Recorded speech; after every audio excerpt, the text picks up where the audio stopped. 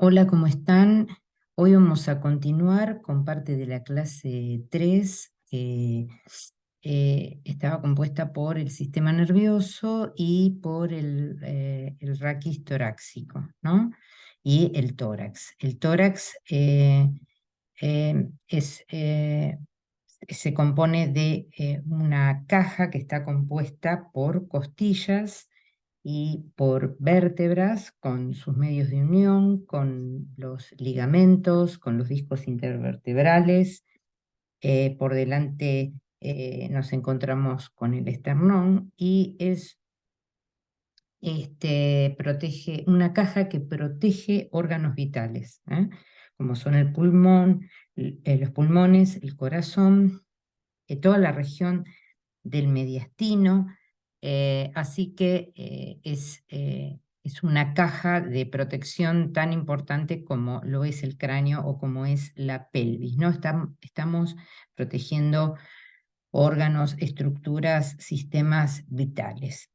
Bueno, entonces, como les había dicho, estaba constituido por las vértebras torácicas, el raquis, llamadas vértebras dorsales, ¿no? Están relacionadas con las costillas, por eso tienen superficies articulares eh, para articularse con las mismas. A propósito de esto, podemos repasar un poquito la estructura de la vértebra que tiene la vértebra que forma parte del raquis. Tiene un cuerpo vertebral, un pedículo, un foramen vertebral, apófisis transversas, apófisis articulares que tienen direcciones específicas de acuerdo a la región del tórax que ocupen, y la apófisis espinosa. Todas estas apófisis sirven para articularse y sirven para inserción también de los músculos, ¿no? Que van a ser los paravertebrales, los espinales, los rotadores del tronco y otros músculos que participan también en la respiración. Así que la vértebra torácica tiene particularidades, no, es muy diferente a las otras vértebras, a las cervicales, a las lumbares, porque se halla en una región donde solamente pueden hacer mínimos desplazamientos, porque, como les decía, al proteger órganos vitales, los movimientos tienen que ser muy cuidadosos, ¿no? Entonces nosotros vamos a ver que esta vértebra tiene un cuerpo redondeado, que tiene carillas articulares, como vemos acá arriba y acá abajo, para articularse con la cabeza de la costilla. Después hacia atrás, implantado en la parte posterior del cuerpo vertebral, vamos a ver los pedículos, que van hacia atrás, que van a servir para después implantar las apófisis transversas, que también tienen una carilla para articularse con el tubérculo de la costilla. Después hacia arriba y hacia abajo vamos a tener las apófisis articulares, que van a tener una dirección específica. Las de arriba van a estar orientadas atrás, afuera y hacia arriba. Y las de abajo se orientan, las apófisis articulares de abajo, hacia adelante, hacia adentro y hacia abajo. Tiene una orientación totalmente opuesta a las apófisis articulares de arriba. Si ustedes se ponen a leer después el texto, se van a dar cuenta. Acá en la parte central tenemos el foramen vertebral, que es por donde discurre la médula espinal. Eh, por detrás está la apófisis espinosa, que es bien puntiaguda y hacia abajo, muy distinta a la apófisis espinosa de la vértebra lumbar, que es horizontal y muy voluminosa. Esta es un poco más delgada y hacia abajo.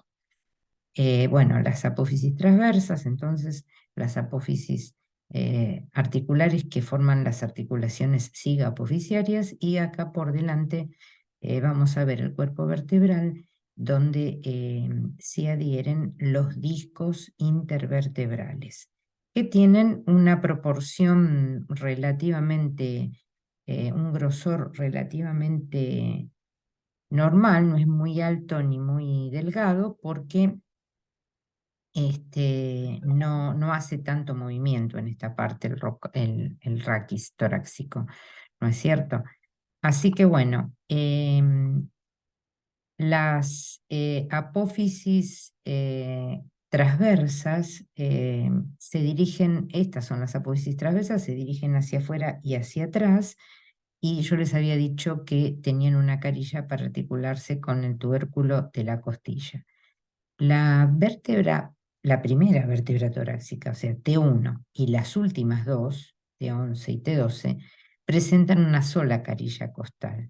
¿Por qué? Porque una costilla se articula con la mitad de la vértebra de arriba más la mitad de la vértebra de abajo. Entonces, como acá termina la caja torácica en T11, T12 y arriba hay costillas flotantes y T1 es la primera, por lo tanto, no tenemos otra superficie de costilla para que se forme la unión, ¿no?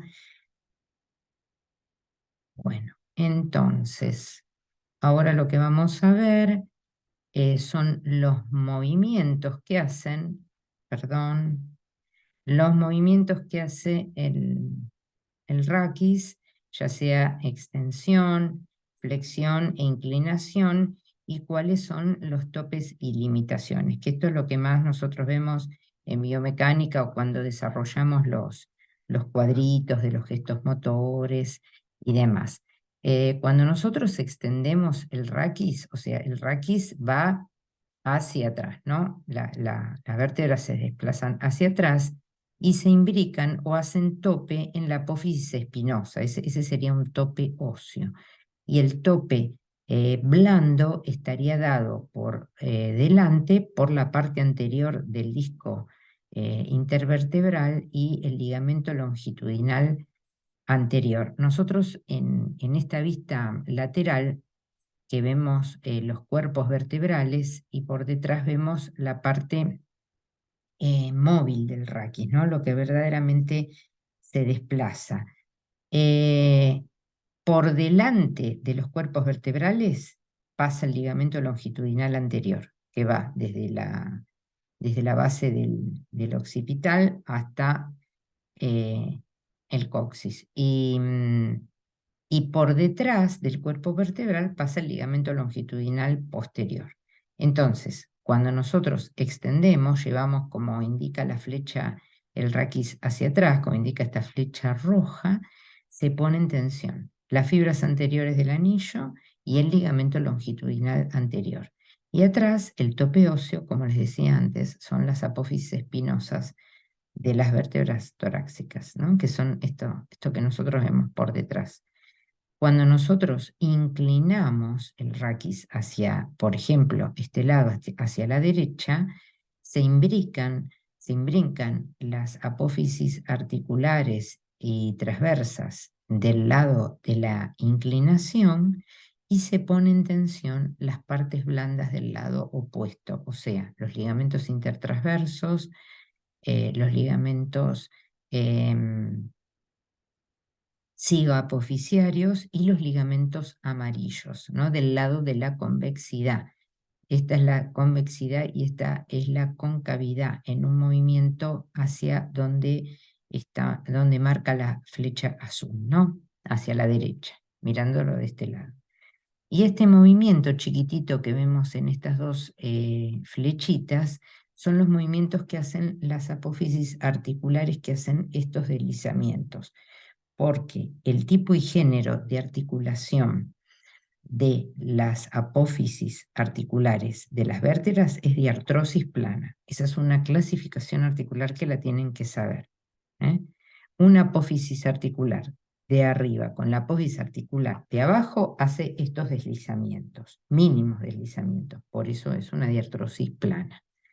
Y el tipo y género de articulación de los cuerpos vertebrales se denomina anfiartrosis sínfisis. Esa es la clasificación articular de los cuerpos vertebrales entre sí.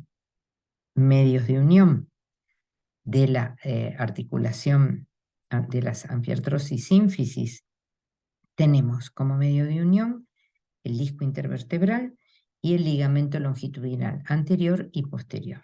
Y los medios de unión de la parte posterior, o sea, la parte funcional y móvil del complejo vertebral, tiene los ligamentos intertransversos, amarillos, interespinosos, sigapofisiarios. Esos son todos los ligamentos de la parte posterior. Cuando yo flexiono el raquis, ahora el otro movimiento, la flexión, es al revés. Yo desplazo el raquis hacia adelante, me inclino hacia adelante. Acá se comprimen las fibras anteriores del anillo y se distienden las fibras posteriores del anillo. Hay un tope que generan también todos los ligamentos de la parte posterior en la flexión. O sea que los topes y limitaciones de la flexión van a ser el ligamento amarillo por detrás, que une las láminas vertebrales, ¿no? Esa es otra estructura que me olvidé de decirles antes. Toda esta parte que ustedes ven acá entre la apófisis espinosa y la transversa se llama lámina vertebral. Bueno, esa lámina está recubierta por los ligamentos amarillos. Un ligamento amarillo del lado derecho y otro del lado izquierdo. Pero cuando yo flexiono y llevo hacia adelante, se tensan esos ligamentos amarillos. Los intertransversos, los interespinosos, los sigapofisiarios, y el ligamento vertebral común posterior. Todo eso se tensa. Bueno, cuando yo hago una rotación del raquis, también se tensan las fibras del anillo, del disco intervertebral, en el sentido que yo haga la rotación, y tengo que tener en cuenta que el centro de rotación, acá en el caso del raquis, pasa por el centro del cuerpo vertebral. Ese es un dato muy importante que ustedes tienen que saber. No hay mucha rotación porque no es una parte del raquis que tenga mucha movilidad, pero tienen que saber que la mínima rotación que tiene pasa por el cuerpo de la vértebra. Bueno, y como les decía antes, las articulaciones, acá vemos una vértebra de la parte superior, acá vemos un conjunto, dos articulaciones intervertebrales de la parte lateral. Esta es una vista de la vértebra torácica en su unión con la costilla, que forma parte de la caja torácica, y esto es un par de costillas uniéndose a la columna torácica, ¿no? Y acá, a través de estas flechas, lo que te está indicando son los ejes por donde pasan los movimientos del tórax cuando vos tomás aire. Cuando vos inspirás, el tórax se aumenta en 3 diámetros, en el diámetro vertical, en el diámetro transversal y anteroposterior. Entonces, esos movimientos se hacen en torno a ejes, a los 3 ejes, así como vos movés la coxofemoral o vos movés la articulación del hombro en los 3 planos, el plano sagital, el plano horizontal y en el plano frontal, también vas a mover la caja torácica a través de estas articulaciones que están acá, que son, como dijimos, ¿qué tipo?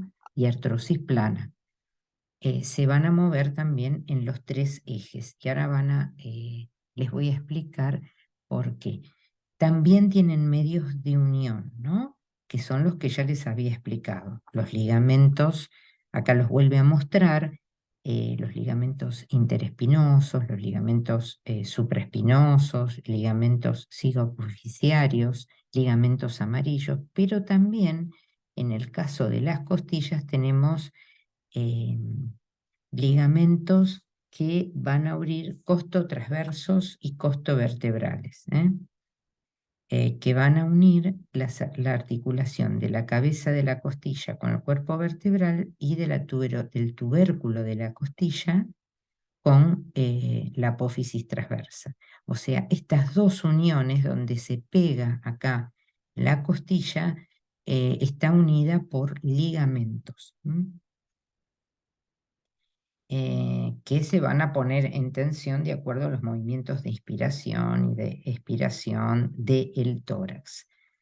Bueno, entonces, como les decía antes, el movimiento de las costillas en torno a las apófisis articulares. El eje de rotación pasa por ambas artrodias, tanto la articulación de la cabeza de la costilla con el cuerpo vertebral como del tubérculo de la costilla con la apófisis transversa de la vértebra, las dos son de artrosis planas. Y por ahí pasa el eje de rotación. Al elevar las costillas inferiores, cuando nosotros elevamos las costillas inferiores porque inspiramos, arrastra y eleva las costillas superiores que están situadas en un plano frontal, ¿no? En un plano frontal, llevándoselas hacia adelante. Y también se lleva al esternón.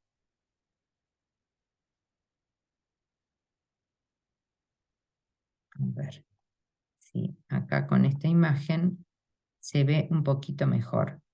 Cuando se produce el movimiento en el plano frontal, el esternón y las costillas, la parte de arriba, acá te dice que se va hacia adelante, junto con el esternón. Arrastra las costillas, que acá se cortó para poder ver el movimiento que hace el esternón.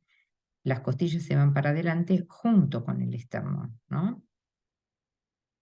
Entonces ahí aumenta el diámetro antero-posterior. Ahí es el segundo diámetro que aumenta. Primero aumentó el diámetro transversal acá, cuando vos inspiraste. Acá hay otro dibujo que muestra, ¿no? Se contraen los intercostales, ascienden las costillas y ahí aumenta el diámetro transversal. En el segundo paso aumenta el diámetro anteroposterior, que las costillas se van junto con el esternón hacia adelante y hacia arriba, como lo indica la flecha. Después tenemos el otro diámetro que aumenta, que es el diámetro vertical, que se debe al descenso del centro frénico. Esto lo vamos a ver ahora.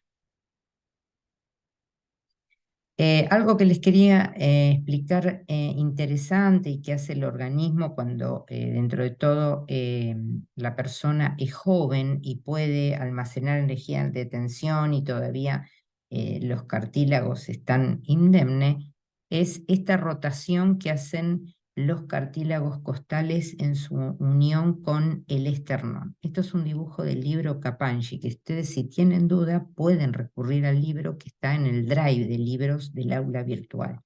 Entonces ahí pueden ver también en la parte de tórax estos dibujitos, ¿no? Que nosotros los sacamos de ahí a modo de resumen, ¿verdad?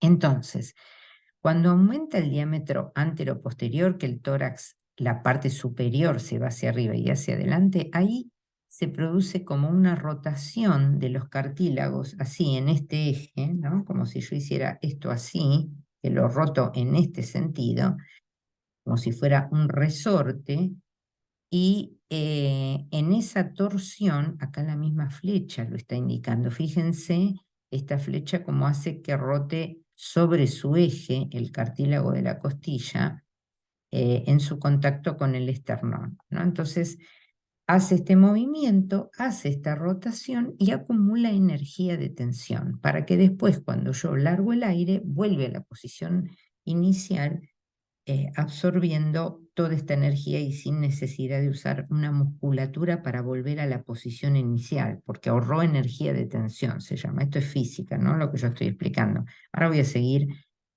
cuando veamos el diafragma y les vuelvo a explicar. Entonces, acá lo que te dice que es importante mantener la elasticidad del tórax, habla de las personas sedentarias y lo que no está acá, que hay que tener en cuenta en las personas mayores, las personas de edad. Cuando vos no haces ejercicio, sos sedentario o sos adulto mayor y no tenés en tu memoria corporal lo que es el ejercicio físico y todo eso, estos cartílagos se ponen rígidos y no tienen esta capacidad de torsión, de movimiento.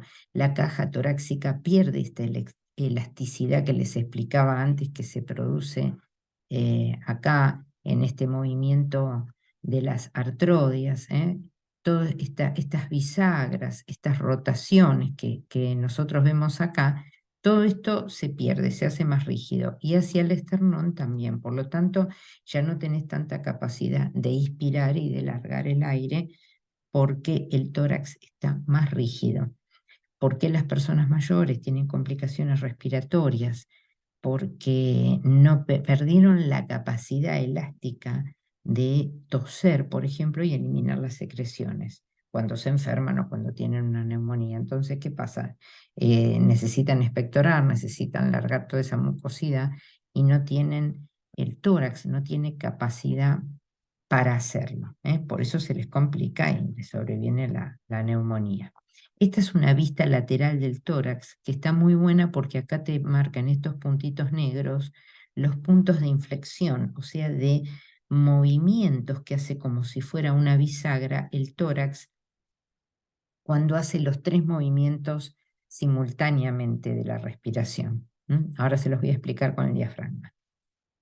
Acá vemos en esquemas chiquititos los músculos intercostales, los internos y los externos. Los internos participan en la expiración, cuando largo el aire, y los externos en la inspiración. O sea, son músculos accesorios junto con el diafragma, que es el músculo principal de la respiración. Pero el diafragma no trabaja solo, colabora los intercostales, los serratos, el dorsal ancho, el eco, el subclavio. Hay un montón de músculos que colaboran en la respiración, ayudándolo al diafragma. Que esto lo usan mucho los que son asmáticos, cuando tienen esos ataques de asma, tienen el tórax muy desarrollado porque utilizan los músculos accesorios, no solo el diafragma.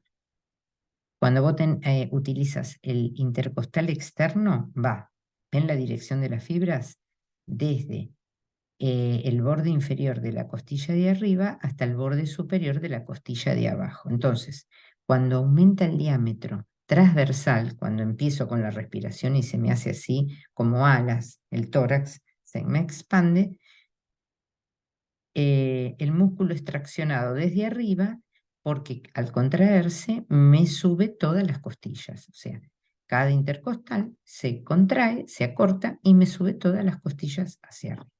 Cuando yo largo el aire, los intercostales externos, internos, los contrarios, vamos a decir, tienen otra dirección las fibras, tienen esta dirección tienen las fibras, las que están acá, ¿ven? Entonces, el músculo va desde la costilla de abajo, desde el borde superior de la costilla de abajo al borde inferior de la costilla de arriba. Entonces tira desde abajo y desciende el tórax, porque contrae el músculo y desciende todas las costillas para poder ayudar a los músculos abdominales a alargar el aire.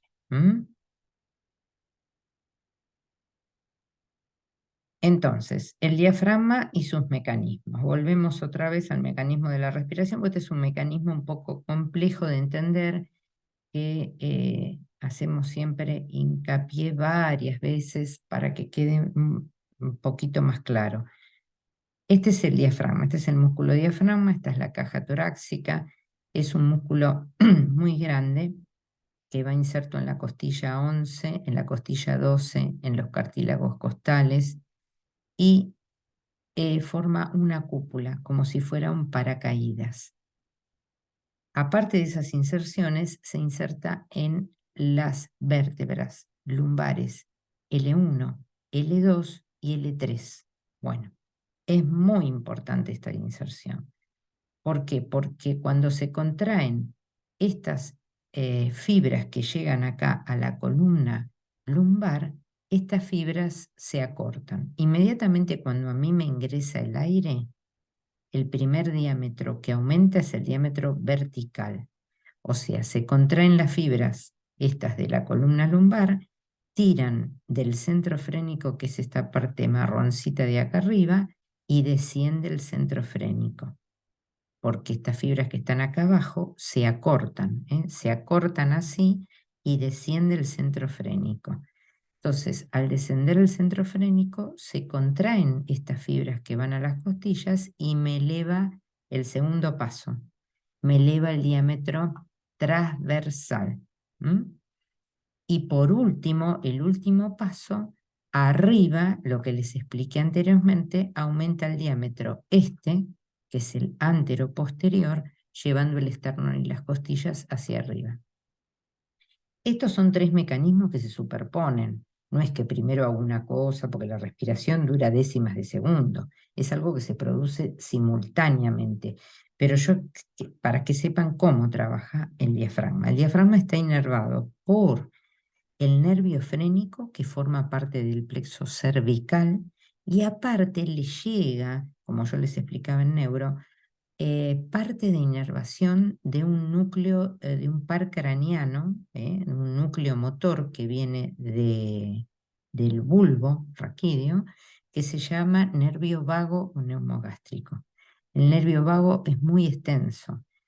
Nace en el bulbo, nace en el tronco del encéfalo, en el bulbo que es parte del tronco del encéfalo, y llega a distintas estructuras. Llega a pulmón, da la inervación al corazón, llega a la parte digestiva y también algunas fibras al diafragma.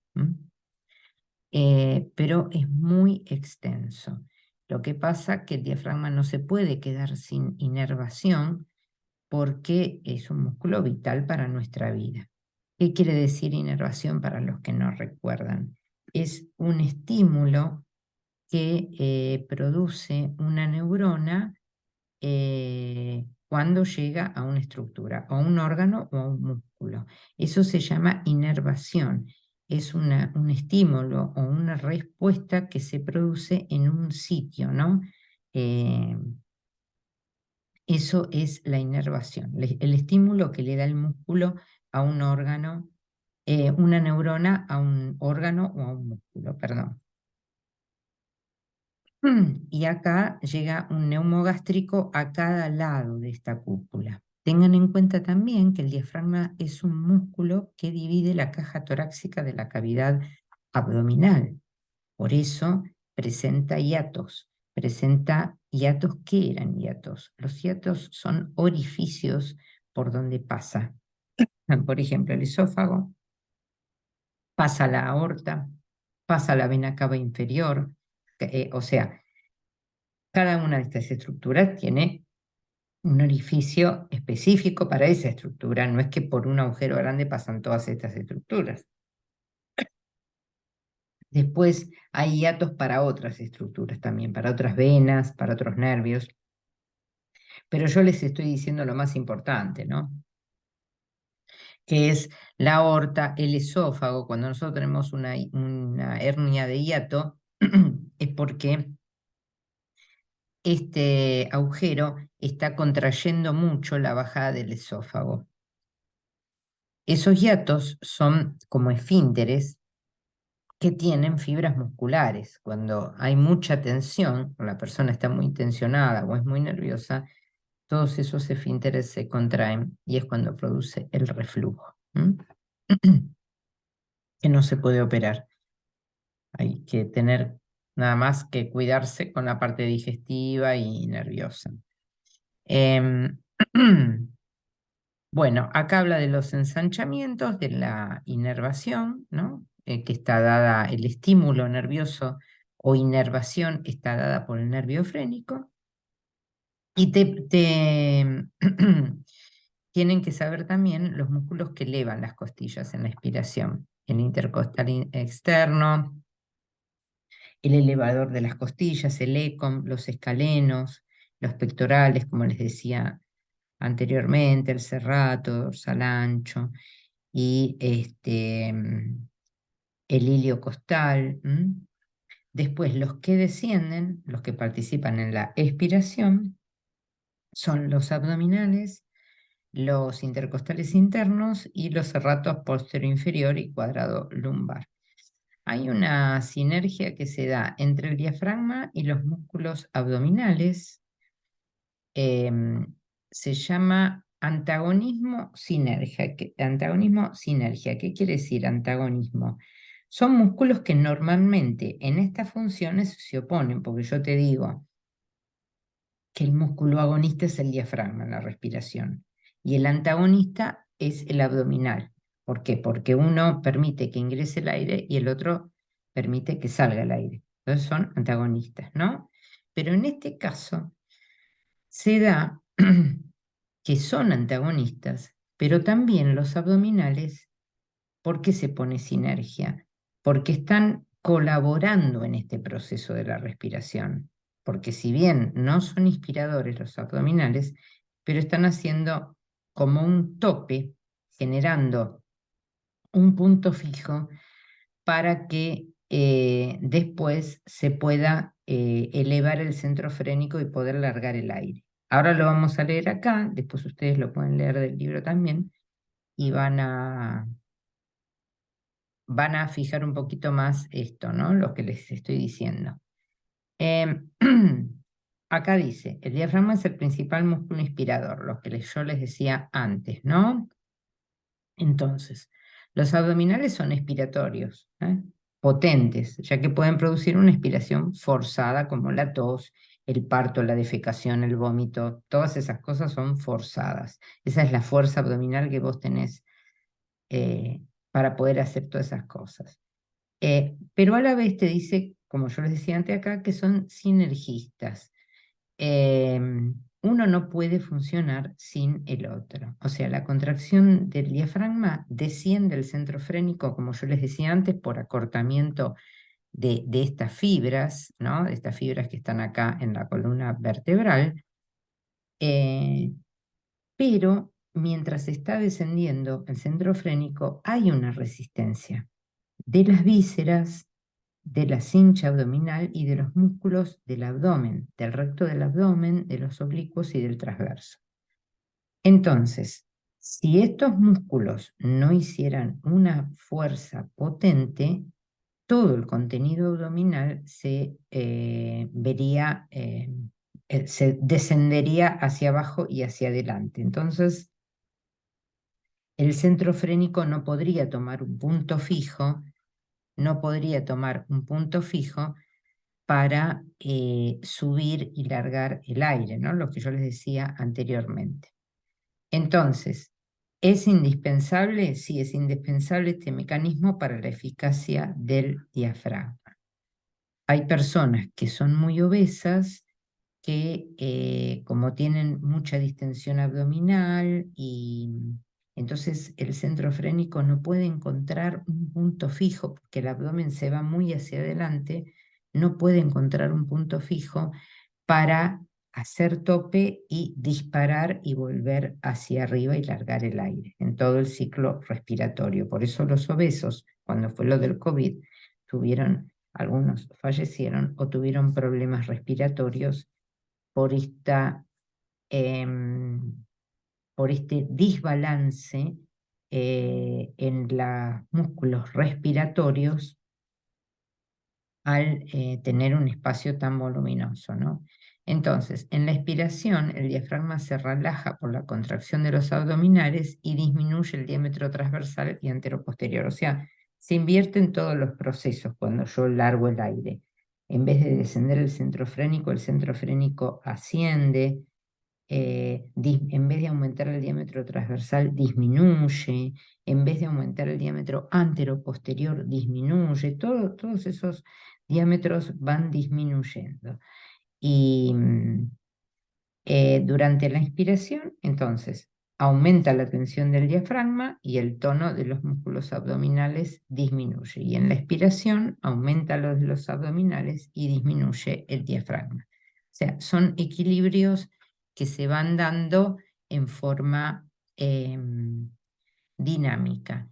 Sepan que es muy importante tratar a un paciente cuando nosotros, en este caso, o a un alumno en el caso de ustedes, ¿no? Nosotros porque somos kinesiólogos, tratar algunas disfunciones o dolores o alteraciones posturales, trabajarlo con la respiración, porque por el diafragma pasan todas las cadenas musculares del cuerpo, son atravesadas por el diafragma. Entonces nosotros trabajando la respiración con patrones específicos podemos relajar los músculos, podemos mejorar la postura, ¿m? Y disminuir los dolores que se producen por patologías discales, por hernias de disco. ¿Por qué? Porque nosotros sabemos, porque estudiamos anatomía, que el diafragma, uno de los puntos de inserción es en la columna lumbar. Por lo tanto, yo puedo aliviar un dolor lumbar simplemente adoptando una postura de RPG o reeducación postural, haciendo respiraciones, ¿no? Lo ayudamos mucho al paciente solamente con esto. Así que bueno, ya lo vamos a poner en práctica cuando nos veamos en forma presencial, ¿eh? Los volvemos a compartir y a explicar cualquier duda que ustedes tengan. Así que bueno, nos vemos la próxima en la facultad. Muchas gracias.